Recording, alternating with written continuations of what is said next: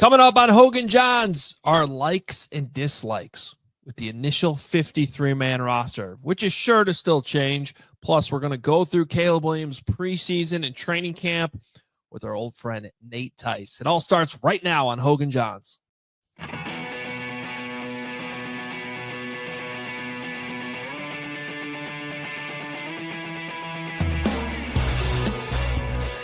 What's up? Welcome in. Hoge Jahns back with you with the 53-man roster to break down. For now. Have there been changes yet? Not yet. Depending on when you're listening to this, there probably has been. But time of recording, we have the initial 53. We do not have the practice squad, which will be finalized in a few hours. But we wanted to get you an update and, a look at this roster with the way it stands right now. We'll give you our likes and dislikes coming up. And our old friend Nate Tice is going to join the show, too, to talk about Caleb Williams.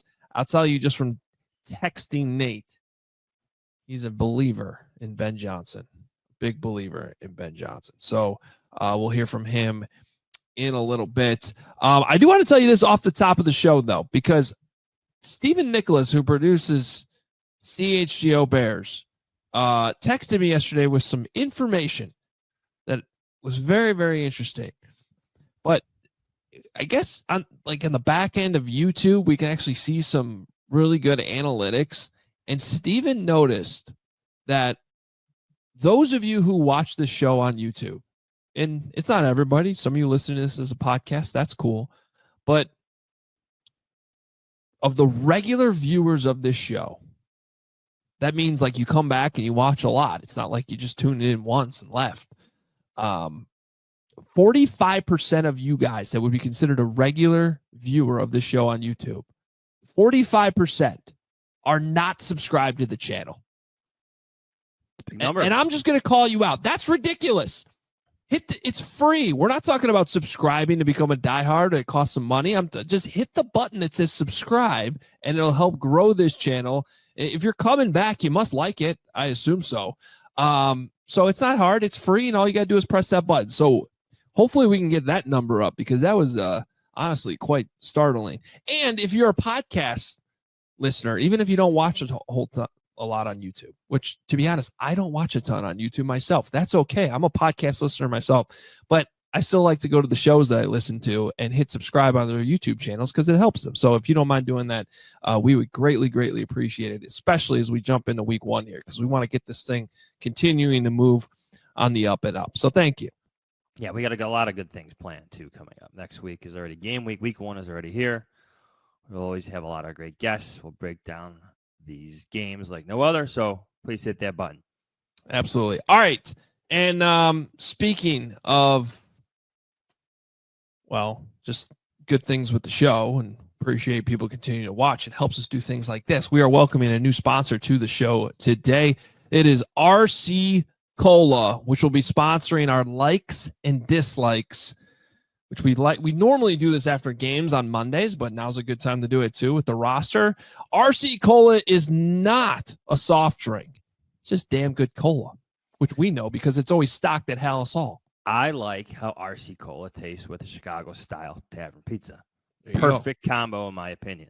Yeah, there's really nothing to dislike about RC Cola. So, but we're happy to have them on board as we jump into what we like and dislike about this initial 53-man roster. So, Johns, we'll start with you.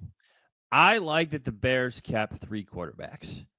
And I think Ben Johnson wanted to make that clear right off the bat yesterday with his introductory press conference. In his opening remarks, we're keeping 3 quarterbacks. He refused to discuss the rest of the roster. He left that for Ryan Poles later.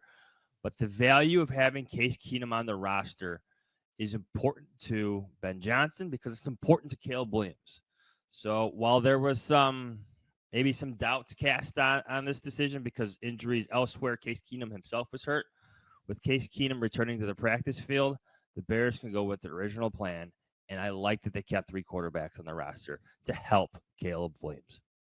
Yeah, that's a good one. I'm going to start with maybe one of the last guys to make the roster. I really like that Jahdae Walker made this team. I think that with the amount of turnover you see on the back end of the roster, like I think sometimes teams get a little too worried about, hey, this guy's been great, but we can't keep him because we need this guy to help here or whatever. And then they end up just being inactive for like 5 straight weeks. And maybe that'll be Jahns Walker. I don't know. But from what I saw, and this is not just talking about his wide receiver skills, which honestly, from that first physical practice that we saw before they practiced against the Dolphins, he was making plays. He was showing real wide receiver separation, adjustment, 50-50 catches. You saw the toe tap on the sideline. He's been doing that in practice too. But I think he can help on special teams too. I'm going to be really fascinated to see if he's actually active week 1. We're going to get a chance to talk to Richard Hightower today, right? Special teams coordinator, and get an idea of, where Jahns Walker stands on special teams. But you saw him make that tackle on the final play against the Chiefs too. So that'll ultimately determine if he's going to be active or inactive in the early part of the season. But I think he can help. So I beyond just the story, I think he's a good addition to the roster. Speaking of Richard Hightower, I like how he calls you coach in press conferences. I like it too. Of course you do. Special teams connections there, right? I don't know that everybody in that room likes it though. I like that too, though. I might love that. That's a love. That's a love. To expand on this conversation, I like that the Bears have shown the openness and the willingness to bring undrafted players onto their roster because they have earned that. I'm specifically talking about Walker and also Theo Benedict. They've earned these spots. There's no favorites played towards draft picks, and that's a different discussion because we saw draft picks get cut this year. But I like the openness and the willingness by this Bears staff to, let's say, reward undrafted players for their efforts, their hard work, and everything they've done throughout preseason and training camp. All right, I will get to a dislike.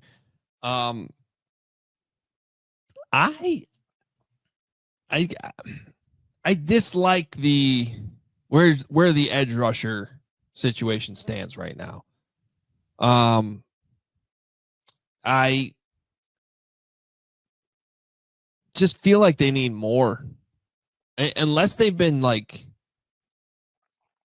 bottling up Dio Dangbo so that they're just like saving him for the regular season. But he's been out there, so I don't really know why that would be the case. Austin Booker's hurt, which stinks. Now, it was good that I like that he was not put on IR. That's a good indication that he's gonna, even if it's not week 1, he'll be ready to help you at some point in the first 4 weeks. But Bears are still hanging on the Dom, Rob, hoping that it clicks.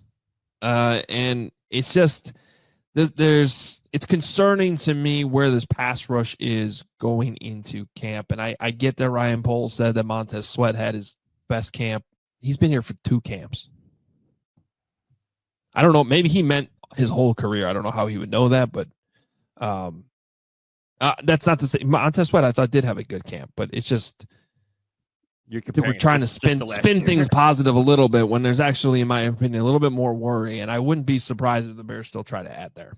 I dislike that this is still a conversation, that the pass rush is being discussed like this again on August 27th. Now, a week earlier last year, the Bears traded for Darrell Taylor. And, well, he had one big game early in the season.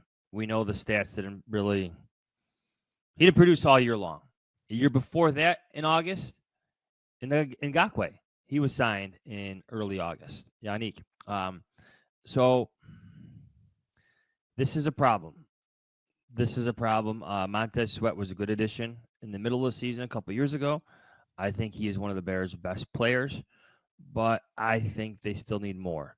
Did you find it interesting, and I went back and listened to it, that the only 3 players that he mentioned in terms of the pass rush, Ryan Poles mentioned Montez Sweat, Grady Jarrett, and Javon Dexter, left out Odangbo from that conversation.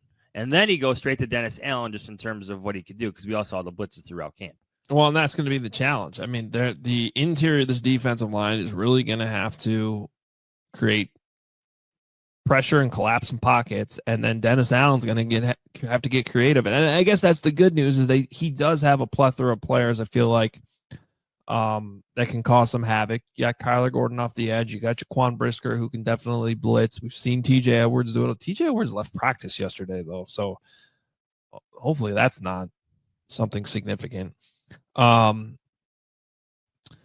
you happen to? Well, I'll just the Chiefs. The Chiefs did a very Chiefs thing, and they somehow landed Josh Simmons late in the first round, who many thought, if healthy, was the best left tackle in the entire draft.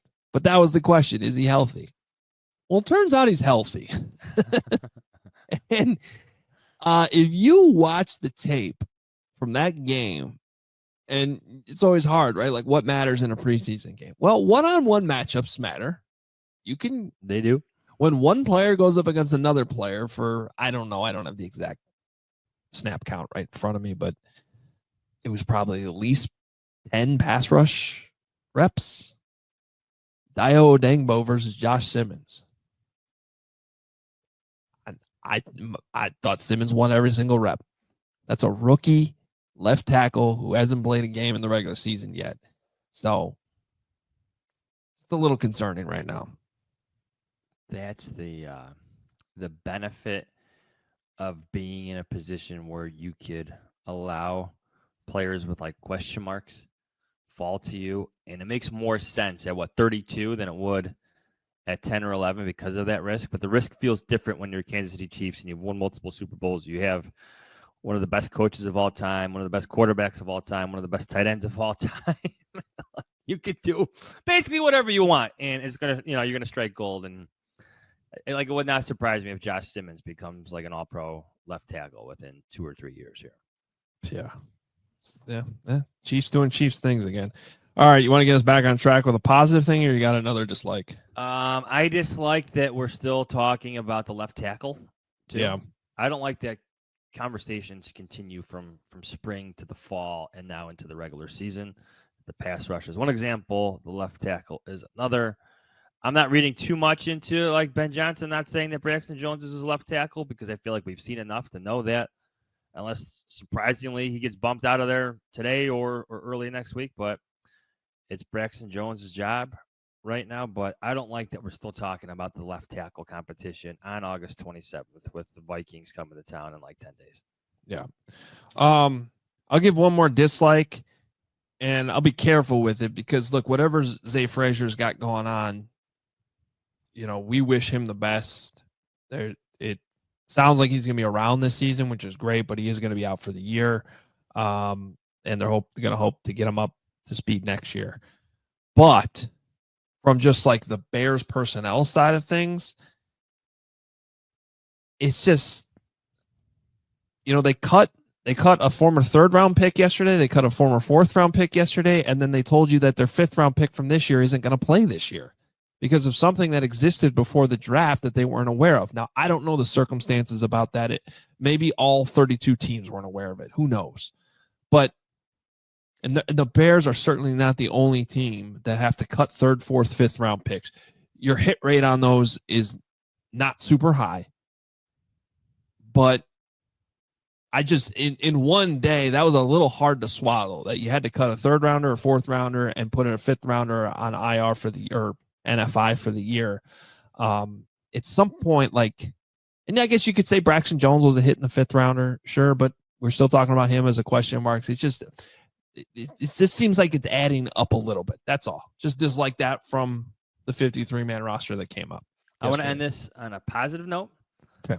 I really like the Bears receiving room. I do too. It's pretty darn good. Luther Burden has come on throughout training camp, gotten better. There's a connection there with Tyson Bagent. We can add Walker, connection there with Tyson Bagent. Like they've gotten better. They've made plays. And then you have Roma Dunze, Zacchaeus. This is a good receiving room. We're talking about DJ Moore playing running back because the rest of the receiving core is pretty darn good too. I know Ben Johnson's going to be inventive in terms of getting his best players to football. hence DJ Moore in the backfield. But this receiving core is going to provide Ben Johnson with so many different options throughout this season. Yeah. And then on the, I'll spin positively too off the negative I just brought up with, your third, fourth round picks that you lost. We talked about Jahdae Walker, undrafted free agent. Carl Jones is another one from a year ago who they put on the practice squad last year. He's a little bit undersized, but they developed, and now they feel like he can be a forward-faced special teamer. And that's another good story. So, you have some misses, and then you find hits elsewhere. One they signed, I think Nick McLeod has looked really good. Might be an underrated signing in this offseason, sort of like Andrew Billings was a few years ago. So that's another like. I got one more. Sure. I like Nate Tice. He's coming up next. That is a good one. Nate Tice will join us in a second. But this has been our likes and dislikes brought to you by RC Cola. RC Cola, not a soft drink, just a damn good cola. Nate Tice is a damn good NFL analyst and podcaster. He's going to join us next, but first we take a quick timeout. Four Seasons Heating, Air Conditioning, Plumbing, and Electric has been serving Chicagoland for over 50 years. Now is the time to get your air conditioning checked out, and Four Seasons experts are ready to help you with AC installation, maintenance, and repair. Four Seasons expert technicians ensure you always receive reliable service. And Four Seasons doesn't charge more for service during nights, weekends, and holidays. How about that? Schedule your Four Seasons AC tune-up today. Save $50. That's $50 and enjoy a 1-year no breakdown guarantee. Gotta love that. Save up to $4,000 on new comfort systems with Four Seasons new AC units from $39 a month. So let's do that again. New AC units from $39 a month and AC furnace combos from $57 a month. Your trusted local experts are Four Seasons Heating, Air Conditioning, Plumbing, and Electric. Visit fourseasonsheatingcooling.com for all their special offers and money-saving options. It's fourseasonsheatingcooling.com. And you know that moment, the one where you realize you left your favorite sunglasses at the beach or maybe on the roof of your car or at a gas station 3 states away. We've all been there, but this is why you got to check out Shady Rays. Shady Rays changed the sunglass game. These sunglasses are made for real life, seriously good looking, polarized, durable, and not stupidly expensive. And here's the wild part. If you lose or break them, even on day one, Shady Rays will send you a brand new pair. No guilt trip, just replacements. So now I actually wear my sunglasses without any fear. You can wear them running. You can take them to concerts. You can, if you need a fancy pair for, going out, a more, I don't know, exotic pair for going out to the beach or the boat. They have styles for everyone. So we've teamed up with Shady Rays to bring you an exclusive offer. Head to shadyrays.com. Use the code CHGO. You get 35% off polarized sunglasses. Try for yourself. The shades rated 5 stars by over 300,000 people. Nate Tice back on Hoge and Jahns, and we told him he could only say nice things about Ben Johnson and Caleb Williams. So don't worry. No, we're gonna piece this thing together today. I want to hear all your thoughts on the preseason, what you watched on tape. I did tell everybody that you're a big fan of what Ben Johnson's doing, so we got that to talk about. But wherever you want to start. Well, I just finished watching because we're previewing the AFC West today for Football 301. But the Kansas City Chiefs happen to play the Chicago Bears, so it was a nice little twofer for me. So just finished watching that game. I wish I came on the show after the Bills preseason game. I would have been all full steam ahead. Even Austin Booker was healthy then too. We can even talk about the defense and all that. And I would have just been like, oh yeah, let's go. Let's get into this. But no, watching it, I figured this would kind of happen going from the Eberflus era to now going to Ben Johnson and knowing what I know about Ben Johnson. I've never met him, but just what I've gathered from other people. And being such a rule stickler and such a stickler to details and having really like a little mini Sean Payton to him, because this Sean Payton is when he teaches offense, that it might be a little ugly at first going from that, the last couple of years to this and try and tighten down and be very detail oriented. So that's where I figured there'd be some rough practices, especially on the offensive end. The defense is veteran laden. It's got Dennis Allen. I figured they'd hit the ground running like most things, but I was, I'm looking at all this from afar. I'm looking at context clues, was like, it's gonna pick up. Like their stuff is they're gonna get more confident, whether not even just the quarterback, but just everybody with the operation. And we saw some positives with that, obviously, with the Bills, where it was like, okay, that's what it looks like. When it is boom, boom, boom, boom, boom. The third downs look great, protections look good. Caleb, his eyes were great. It felt like this last week, it looked a little bit, against Kansas City. It felt more, we had a botched handoff. We had a false start on the second play. Caleb passes up a dig route, takes a sack, throws another ball in the back of the red zone or back of the end zone that was into double coverage. I think it was to Ndunze. And I was just like, oh boy. Okay. All right. If that was the first preseason game, I would have been okay. But now that was the last one. It kind of tempered me a little bit. Having said all that, I think there's a lot of positive signs that are going on. Again, just what I'm glimpsing at preseason. And I heard right before I came on, what you guys talking about the receiver depth. That's part of the positive. I mean, just the skill position depth, maybe not the running back room, but the skill position pass catcher depth is really interesting. And I just really think the offensive line's playing really sound and stout. And I think that's as important as anything on top of Caleb and everything. So a lot of positive signs with the offense. Defense seemed very basic, so I'm not going to take too much away going against the Chiefs, who are like unpinning grenades and chucking stuff down the field every play. So I'm not going to defense. I have more high expectations on. I'm willing to wave away a little bit of that, but the offense I figured would be up and down, but I still think there's some positive signs. So they go up and then they go down against the Chiefs. Like, where is that just a matter of playing better players because the Bills played their backups? Is that on the road against the Chiefs starters? Is it Caleb Williams obviously still figuring this out? How would you list the reasons here? I think Ben Johnson is figuring out what Caleb is actually really comfortable with. There's a difference too. And my best example, because I've been around him, and it was Russell Wilson, where Russell would on the board be like, yeah, I'm comfortable with that play. 1 to 2 to 3. Yep. Got it. As soon as it came onto the field, he would never get to the proper read and he would go into Russell Wilson creation mode. I'm curious with Caleb and Ben Johnson. I think Ben Johnson's kind of gauging like, okay, can he handle this high low? I always think Caleb, because he's shorter, stuff over the middle is going to be inconsistent on. It's just physics. It's just how it goes. There's not a lot of shorter guys that became monsters over the middle. Drew Brees was one, which has always been my pet little comparison for Caleb about what he could be. But it took him years to become comfortable. And it took drilling and reps, and you got to throw to a spot you don't even see. And I think Caleb's still working that out. So I think right now they're kind of, all right, how are you with this? Right now, to me, it seems like outbreakers. Caleb is great on. And so Ben Johnson will probably institute more outbreakers. Jared Goff loves throwing digs, loves throwing benders. So they threw a lot of those in Detroit. So I think there's just a little bit of that going like, all right, this is a good play this week. Are you comfortable with it? We'll find out. And so that's where I think there's some fault. I don't mean to use this like the real penalty term, but some false starts or some just like ineffective results. But I do think what's positive, I will say, is just that it doesn't look like anyone's making a mistake. Like there's no two routes in the same spot. There's no protection going to the wrong way. DeAndre Swift bounces stuff still a little too much for my liking, but no, there's just some really good detailed stuff. But that's why I think to me that Ben Johnson is just kind of like, all right, what do you like? What are you comfortable with? I'm going to try these things, but we got to see and get some reps through it. And that's what the preseason's for. And that's what training camp's for until you play Brian Flores and the Vikings pack of ghouls that they're going to throw at you in week 1. And then we'll see what goes on. But also having said that, Ben Johnson was awesome always game planning against Brian Flores defenses when he was in Detroit. Phenomenal. Like watch last year's games. They had so many answers to the blitz. Jared Goff, I mean, I did a breakdown on NFL Network where I just broke down every way that the Lions had an answer to the Vikings blitzes.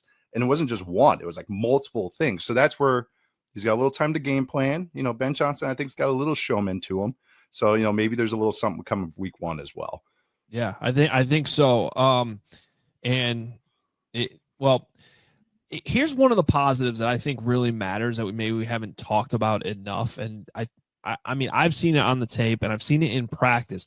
Nate, just to give you some perspective from practice, I mean, the toughest thing that has been consistently showing up, including like even just yesterday, we talked to Ben Johnson. He's like, the pre-snap needs to be better. We're still having these issues with penalties. And then they go out there on the field and there's a million penalties and there's a delay game. And it's like, that has been consistently a problem throughout camp.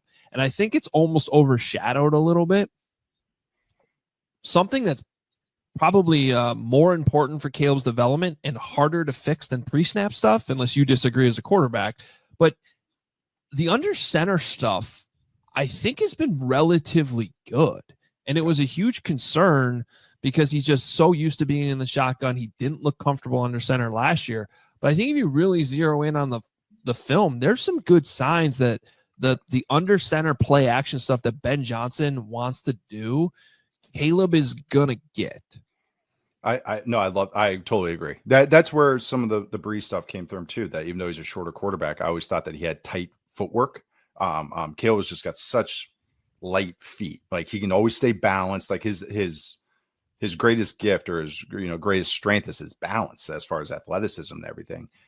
So I was optimistic about how you play under center, and even the glimpses I saw last year, I actually was encouraged by some of the play action stuff where he's turning his back to the defense. That's not easy for a lot. Joe Burrow hates doing it. Like not every quarterback can do that. And I thought Caleb, even as a rookie, even if he didn't have a lot of exposure to it, there was positive signs. The Colts game comes to mind. He hit one against Odunze against the Colts, and there's a play there that I remember.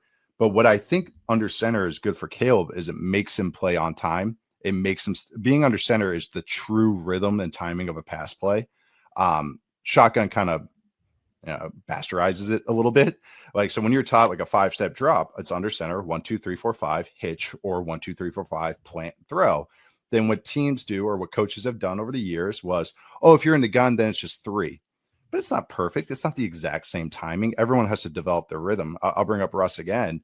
Me taking a 3-step drop out of the gun was different than Russ. Russ bounces. Caleb kind of bounces a little bit. I take a drop and then I bounce and then throw. We just had different rhythms to it. But when you're under center, it's kind of set. Like everybody kind of has the same rhythm. 1, 2, 3, 1, 2, 3, 4, 5, ball out. And then it comes down to arm strength and timing. So I actually think it maybe just kind of takes some fat out of where he wants to do maybe that little extra thing. I still think Caleb is underrated from his in-pocket play and his pocket movement and feeling and timing and everything.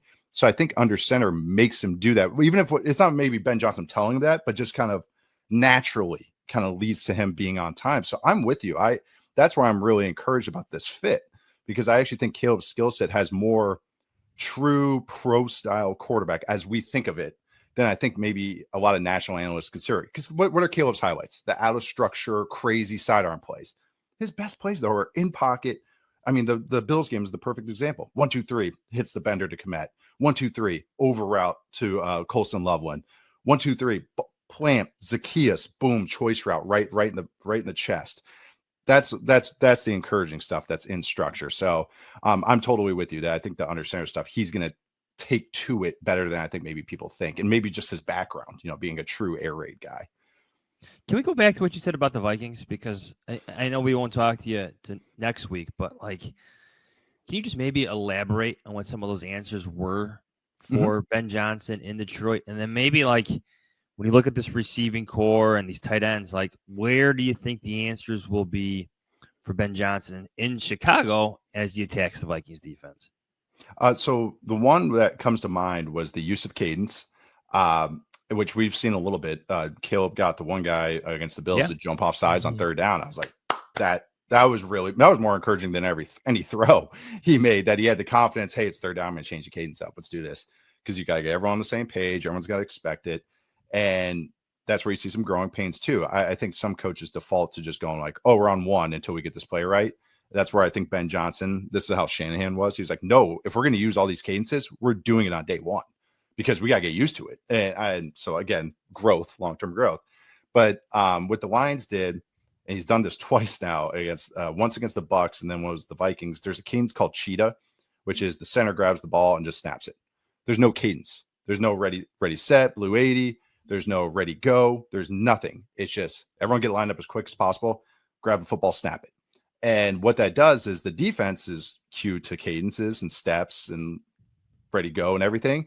So they're getting said, okay, you're getting lined up, and then the ball's snapped, and they can't get into their funky blitz look. They can't get into all these exotic stuff. So that's one way that not a lot of teams do that. It's a very old school kind of method. I actually have always had it I don't know why teams don't use it. I call it cheetah because that's the only thing I've learned it under, but I think other teams call it something different. But that's one.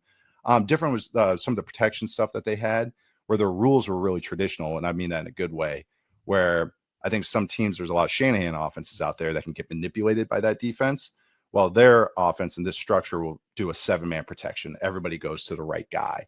Running back and tight end are staying in to sort these types of things out. So those are a couple of the answers. What's hard about the Flores defense is that it could be everybody coming or they drop 8. And then it's just the big brother, like, I'm not hitting you. And then as a quarterback, that's really hard because you're like, all right, here comes the heat. Oh my God, there's 20 guys in coverage and it looks like the Syracuse 2-3 zone. Like, you're like, oh, okay. And then, but good quarterbacks just go, okay, one Mississippi. That means I got time. Remember, Tom Brady would just chill out and just kind of like not move. Like, that's what, advanced quarterbacks get to. So that's what's hard about it. But changing the cadence, there's more advanced protections in this offense that will help sort it out. But those are the first couple that come to mind. There's another play I threw in there where it was Penei Sewell just being a god. So that helped as well against the blitz. But yeah, I had mentioned that one too. Yeah. So I guess along the same lines, I've talked to players. I remember having this conversation a couple times last year, like and Flores has caused the Bears problems. Like, there's no question about it, but there's some unsound coverages. There's unsound defense in what he's doing. Is Ben Johnson just a little bit more advanced in finding what those unsound areas are? And how much can that translate to a quarterback in Caleb, still young, getting to those answers to the test that Ben might have versus Jared Goff, obviously, with his experience and the time that they had together? We're all trying to figure out, like, how much is this going to translate over? Well, not only Jared Goff and Frank Ragnow, at center. And this is where you're hoping Drew Dahlman earns his keep, or / Joe Tooney helping him out maybe a little bit. That's where it's going to come into, because getting the points right is going to matter. And getting the pressure looks right and sorting that out, that's going to matter. The best way to beat a blitz, there's 2 lines of thinking of beating a blitz. You get everybody out and throw hot, and then you make a guy miss and go. But defenses have gotten so good at that they're like, okay, throw 2 yards. We're going to rally and tackle. Defenses are really good at tackling right now, league-wide. It's better than ever out in space. The other line of thinking, and this is what I'm a believer in, is you block it up, you keep 6 in, you keep 7 in, but it has to be proper. You're not wasting guys. That's what Brian Flores wants you to do. We keep 6 in, but then we only bring 4. So now you're at a disadvantage. We have, we only bring 4, we have 7 in coverage, and you only have 4 in the route. That's a win to them. That's what they're trying to get you to do. They want you to waste guys. The Packers are amazing at not wasting guys, and the Lions have been, the last couple of years, really good at not wasting guys. So this is what I'm a believer in, is we block it up, wad it up, and then gash them. And you hit him with an explosive play. And it's like, you're not going to get every single one. You'll take a sack every once in a while. You'll miss one, but you're hoping that these 2, 3, 20+ yard gains, defense goes, all right, enough. All right, enough. The head coach is getting on. I don't know if Flores, I don't know if O'Connell will ever get on Flores, but you're, hey, let's chill out there. Let's chill out those blitzes. So Dahlman, I think, is going to be a lot on him to sort this stuff out. And that's really just protection plan. I mean, you got a veteran offensive line coach. Ben Johnson has worked with these types of coaches before with Hank Fraley in Detroit, where they come up with a protection plan. Quarterbacks got to be comfortable with it. There can be hot routes that you can adjust, but I would even want to do that on Caleb. I'd be like, hey, we're going to run these vertical plays. You got to hang in there, which he will, and then just hit a play down the field. But you have to have trust in your protection. And I trust the O-line coach, and I kind of trust Dahlman as well. Maybe not to the extent of Fraley and Frank Ragnow, but still, I do trust them to maybe sort that out. That's more the most important thing against this type of defense. Did you watch the Bears' final possession against the Chiefs? No, I didn't watch the second half yet. Just first half. You didn't watch all the Bajent magic? Oh, no. He had some magic the week before. Yes. Oh, my God. He had a dig or something over the middle. I almost tweeted it because I was just, and he signed the extension a couple days later. No, he's legit. Like, it's not just a folk hero thing for Chicago. He's one of the better backups in the league. And, Mike, the path that he's on, like, he has fans. So it's going to be like I've become way more impressed with Tyson over the years. I thought he looked good this preseason. I think it was the Buffalo game, if I'm remembering, that he had a couple really nice throws. And when he was getting hit, I think, too. And I was really, really impressive. I might be merging a couple thoughts. Well, so if I can follow up on that, I was a little surprised he signed an extension because I think everybody does realize he's viewed that way around the league, that he could probably help. Like I'm pretty sure he would start for the Saints right now. So there were probably some opportunities out there had he not signed, but he basically gave up 1 year of control back to the team. And I loved what he said in his press conference, because he's like, well, I really believe in this coaching staff right now. And he's still going to be 27, I think, when he hits free agency, and he's going to have, I think he timed up great. Multiple seasons learning under Ben Johnson. Yeah. And there's a lot of quarterbacks in next year's class. That's also, I'm already trying to figure out the chairs next year, the empty chairs, and with the quarterbacks that field. I'm already figuring it out, because I think next year's going to be tumultuous in that regard. There's some interesting backups, not just him. Tanner McKee with the Eagles is super interesting. Now Anthony Richardson can be thrown into this group because he's interesting to me. I'm sure the Rams are peeking at these guys, giving them an auxiliary plan at, post Stafford, and other teams. Browns probably just always on the, always calling everybody about any quarterback with a pulse. But no, I'm fine with it, because of just the, giving up that year of cost control, because just also getting the money right. I'm sure just, hey, one in the hand, two in the bush. Like, yeah, I might be able to get this, but guess what? Maybe a team wants to draft a rookie next year, instead of signing me. Or, not every team does the Glennon, Mitch Trubisky double down. I realized I was going to make that reference, and then I realized the pod I was on. That should be what it's called, though. The Glennon double down. I mean, oh God. I remember our guy, Robert Mays, after that happened. This was when I was still with the Raiders, and he was like ready to cry when that whole sequence happened. He's like, I don't like the process. No, but I'm just dead serious as a national analyst watching it. I think Tyson's just become like just a really quality backup that's going to get a chance. If he continues the trajectory and everything, that he'll get a chance somewhere. Because I've seen lesser guys get chances. Sam Howell started the entire year for the Commanders. Desmond Ridder, who I was higher on, started the entire year for the Falcons. Those guys got chances. So maybe let's continue this conversation a little bit. When you hear, so Ben Johnson has described Tyson Bagent as like phenomenal. We're of the similar mindset. I appreciate his seriousness. Like Ryan Poles is literally on a national broadcast saying that Tyson Bagent is the hardest worker on our football team. You're a quarterback. Like, how would you like Caleb Williams to take all that? Like how would you like? Sorry, go ahead. Get ticked off. That's what it seems like they're trying to do. I think. Again, I've never watched Caleb practice or anything. I think Caleb's one of those guys that doesn't know he needs to be coached hard and be negged a little bit, to use the pickup artist term. But I think that's all motivation stuff, or maybe just to keep not let him be comfortable and complacent and keep him competitive. That's just this is me looking from the outside in. That's how I read it, is that they're just going like, well, it's not always your job. Like, hey, NFL, not for long, just to keep him a fire under him.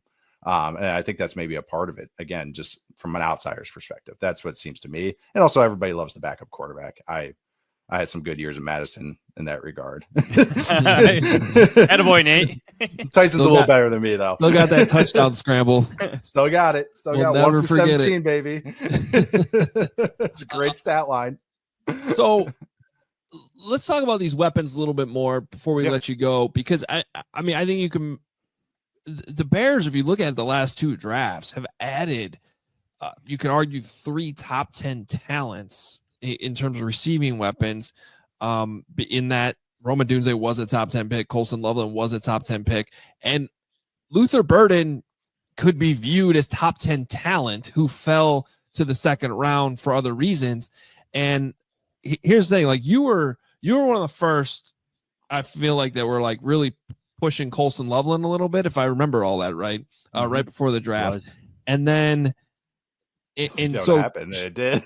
Yeah. Shout out to you though, because look, he was hurt in the offseason. He was coming off that shoulder surgery. Day 1, he finally got out there, like a few days into camp. It's like, oh, he's a freak. This guy can run open, he can get routes, he can catch the ball. He's going to be very helpful. Luther Burden, same thing. He was like hurt all offseason. He was like not even out there on the field the first week of training camp. We're like, what's going on with this guy?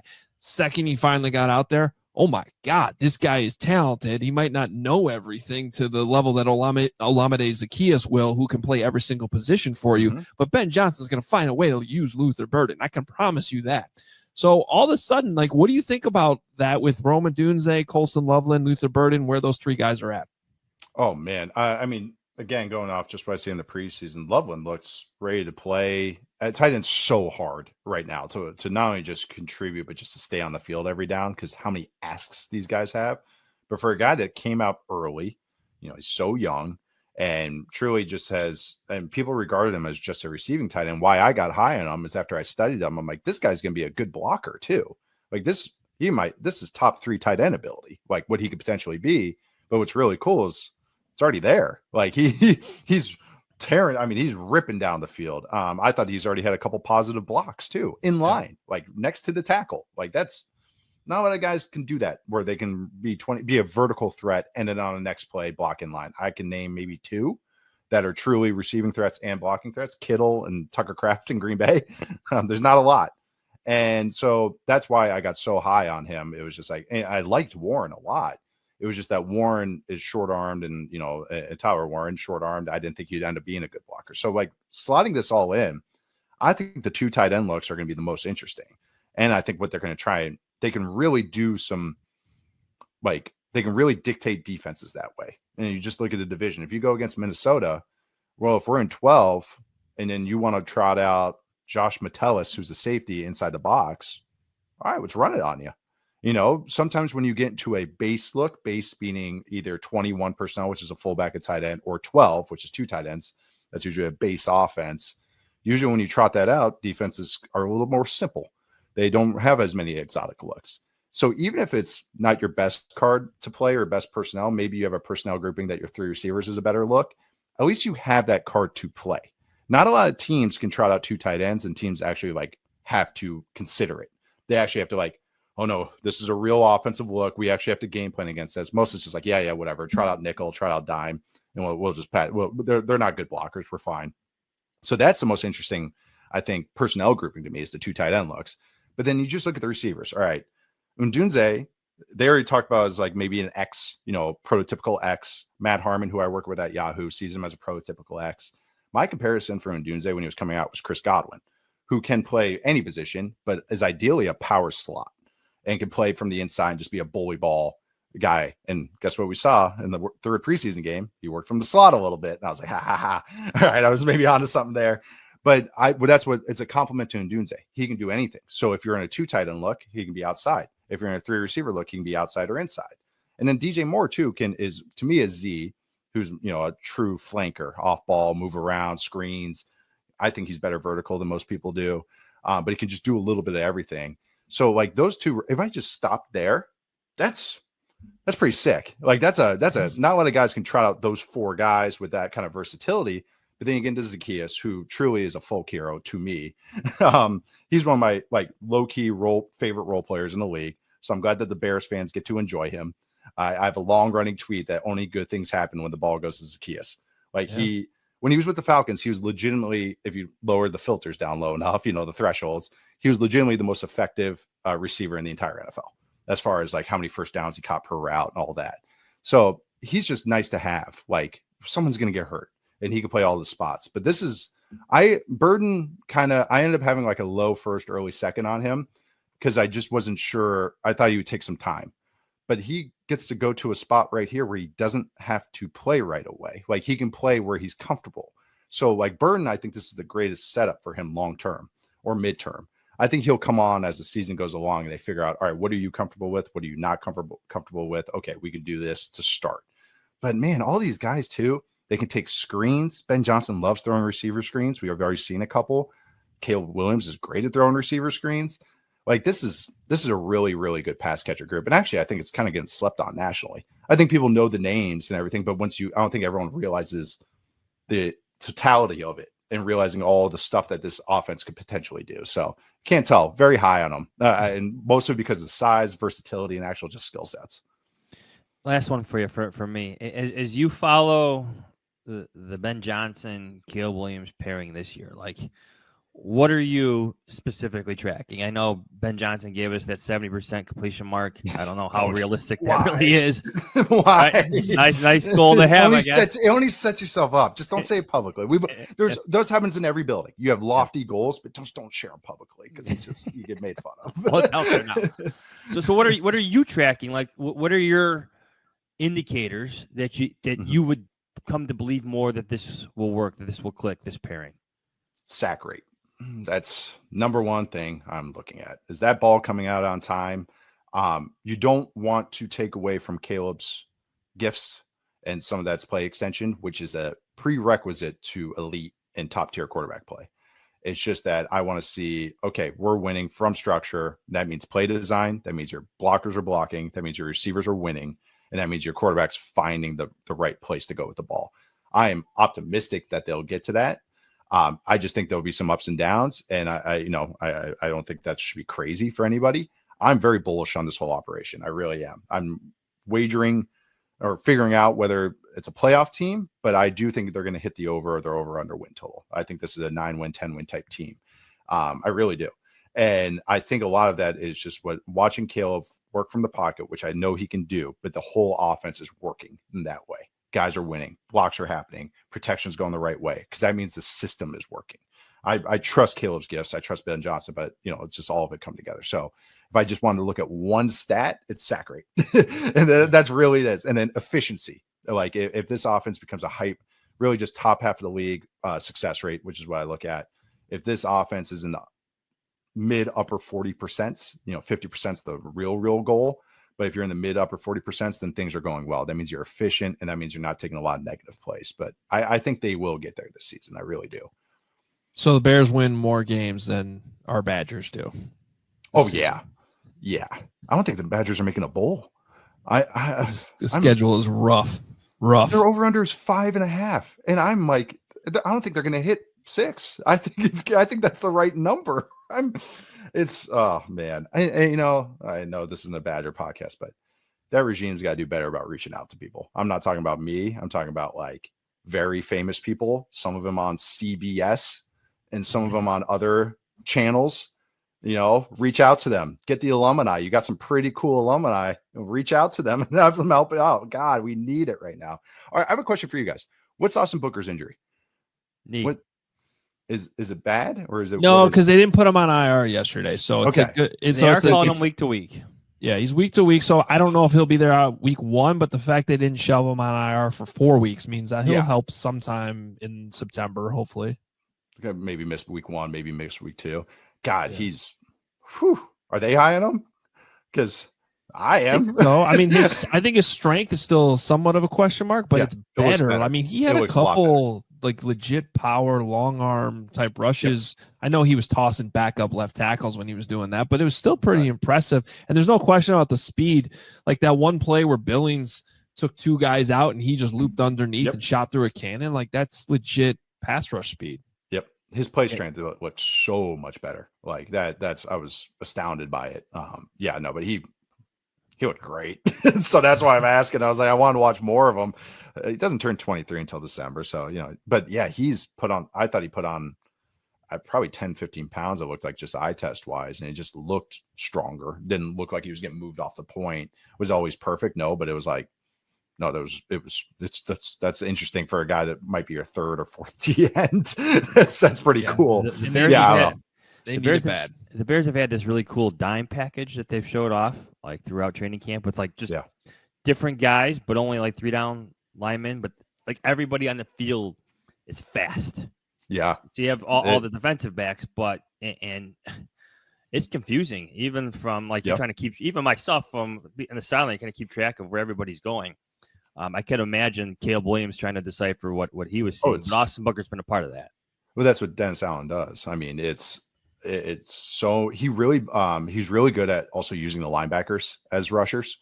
He had these guys, Pete Werner and Demario Davis, and he unlocked them completely. Just all the simulated creepers where they're just rushing and someone drops. Those would just give teams issues all the time. But no, that I'm not surprised by that. Like he's got Greg Williams in his background, so it's some funky stuff he throws at defenses. And when you have a rush like that, where everybody's the same number too, Like that's really hard, like to like kind of sort it out. So yeah, no, I think I kind of tempered like where I had the Bears defense, but like I think it's like an easy top 12 unit, at least to me. Just the personnel and who's calling plays. Well, that would be nice. I think they need a top 10 D with this growing offense. Then maybe they can compete in this NFC North. Nate, we always love having you on the show. We'll have you on again soon. And hell, I hope we see you in Vegas like a month from now. That's right. We'll be out there. No, I'd love to come by. Just let me know. Yeah. So you're here at the end of the month. Yep. That's perfect. Okay. I'm Week looking at four. the opening schedule. Vikings, Lions play man, Cowboys could have a decent start. There's not a ton of crazy defenses that first month or so. So we'll look on the Bears offense. Maybe it'll be good things in Vegas. All right. Plug your show and your content real quick before we let you go. Yahoo, check out all my stuff. Football 301, main podcast, Charles McDonald, Matt Harmon. We got our preview shows going, division previews. We started with the NFC North. It felt like 20 years ago we did that. So couldn't even tell you what I said on that pod. But no, we got that coming out. Also got my first big board for the 2026 class coming out, and it's a really good tackle class, Bears fans, offensive tackles, and good quarterback class. But that's besides the point. Not a good receiver class, which is fine. Well, good. The Bears are set there. So Bears are set there. Yeah. So, but check out that big board coming out at the end of the week. All right, Nate. We will. The show is awesome. The content's great. The big board already coming out. Love that. We'll talk to you soon. Thanks for having me, guys. Thanks, Nate. All right, Nate Tice. Wrapping things up here on Hoge Jahns. The insight, the knowledge, the quarterback perspective. It's all always good, and I think it's a good representative of the where the national perspective is on Caleb right now. Based on some comments, I don't think people liked what Ross Tucker had to say Monday. and that's okay though. But that's my point. Is like I think a lot of the stuff that Ross brought up Monday was very, very fair, even if people don't want to really hear it. And then Nate will probably be taken in and consumed a little bit more today on the positive, upbeat side. And the reality is it's probably going to be a little bit of both. Oh, if training camp is any indication, it will 100% be a bit of the both. It's just making sure the positives somehow at some point start to outweigh the negatives. Even like yesterday's practice that we saw, a lot of negatives at first, but I thought it ended on a very positive note as the ball was moved down the field in a situational drill. Yeah.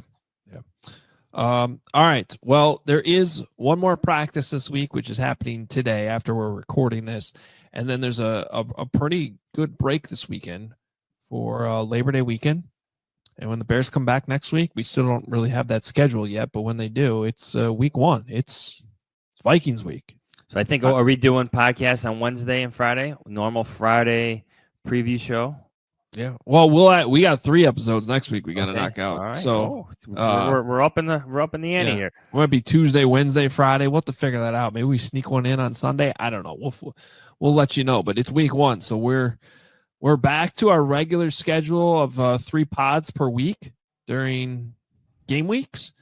And people have been asking about the voicemail line. That'll be back for week 1, of course. The soundboard has been we've been working on it.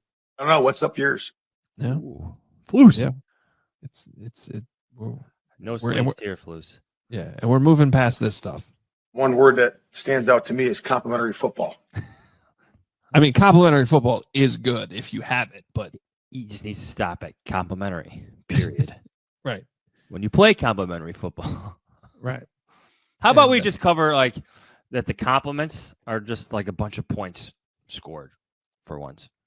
Just points. Just points, touchdowns, win games. Just it would be nice to cover something like that again. Right. That would be. All right. We'll see if there's an offense this year. That would be nice. I think Ben Johnson would enjoy that. Otherwise, he's here for that. I think we're going to see a cranky set of Ben Johnson if they're not scoring points, which could be fun too. We need to get him on the soundboard more. Sure. Yeah. All right. We'll be back next week. Everybody enjoy your Labor Day weekend. There's a ton of college football on, which should be great. Enjoy those games. And shout out to the high school football season starting this weekend too. And who's Notre Dame got? If you're watching YouTube, you have my old Notre Dame football helmet above me. The They're opening up with Washington, not the school from Chicago, but Washington, the town, which is very far. Very good football program. I hear they travel en masse. Like the whole town comes to watch them play, so should be a fun time. Friday night Niles. All 35 people. I have no idea. I don't. Hey, my dad's from a small town in Illinois, Princeton. So I don't know what that means, but apparently that gives me some credibility as I grew up in Lincoln Park. Where is what? Hold on, let me look it up real quick. Yeah. Carmel's got Grays Lake North, who we opened up against last year too. So we'll be out there. Washington is by Peoria. 2020 census, over 16,000 people. Okay, I apologize to Washington. It should be a fun game. Don't come at us. All right. Actually, go beat Notre Dame. That'd be fine. Now I pissed off both teams. Way to go. All right. Most importantly, just enjoy some football this weekend. We'll be back next week. We're ready for game week. Cannot wait. We will talk to you then.